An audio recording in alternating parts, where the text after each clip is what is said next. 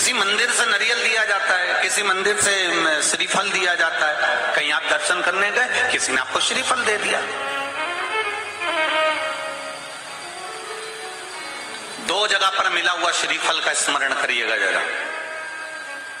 एक कोई आपसे मिलने आया, कहीं आपको सम्मान के लिए बुलाया, सत्कार के लिए बुलाया, कोई ने अतिथि के रूप में बुलाया, आपको शाल ओढ़ाया और श्रीफल दे दिया। उस श्रीफल को आप किसी को भी दे सकते हो, उस श्रीफल को आप कभी भी प्रदान कर सकते हो, वहीं की वहीं उठाकर दे सकते हो, वहीं की वहीं छोड़ सकते हो। पर किसी मंदिर में गए और मंदिर में जाने के बाद किसी विशाल मंदिर में, किसी श्रेष्ठ मंदिर में आपको किसी ने आतिथ्य के भाव में एक श्रीफल दे दिया। अंदर मंदिर से पंडित जी ने उठाया, पुजारी जी ने उठाया और श्रीफल आपको प्रदान कर दिया। अब उस श्रीफल का तुम क्या करोगे?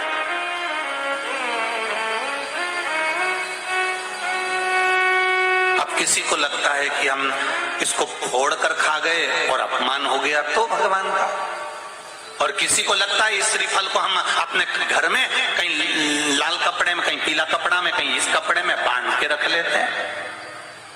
महाराज, कई लोगों को लगता है श्रीफल को हम किसी दूसरे को देते हैं, पर भगवान का प्रसाद हमको मिला था, हम कैसे दूसरे को देते हैं? वो श्रीफल जो गुरु ने दिया है, वो श्रीफल जो मंदिर से मिला हुआ है, वो श्रीफल जो किसी ने प्रदान करा है, वो श्रीफल जो किसी सतगुरु के हाथ से मिल गया, वो श्रीफल जो मंदिर में हम दर्शन करने गए, पुजारी जी ने, पंडित जी ने भगवान के सामने उसको छुआ कर हमको दे दिया। उस श्रीफल की महत्वता का व्याख्यान, वर्णन प्रसाद के रूप में। आप उस श्रीफल को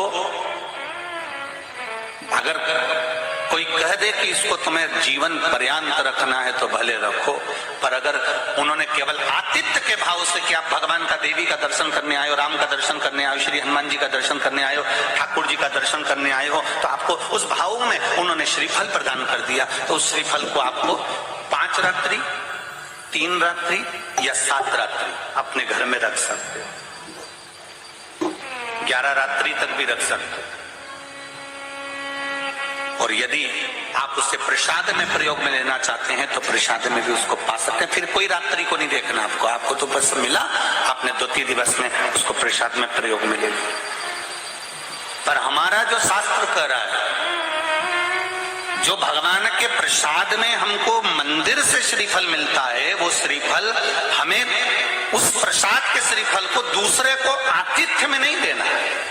हम बहुत गलती कर जाते हैं कई बार, उस श्रीफल को हमने बाकी के श्रीफल के साथ मिला लिया और मालूम पड़े वो दूसरे को चले गया। नहीं, या तो उसको प्रसाद के रूप में प्रयोग कर लो, या फिर उसको रखने के बाद में फिर किसी श्रेष्ठ जगह पर उसका विसर्जन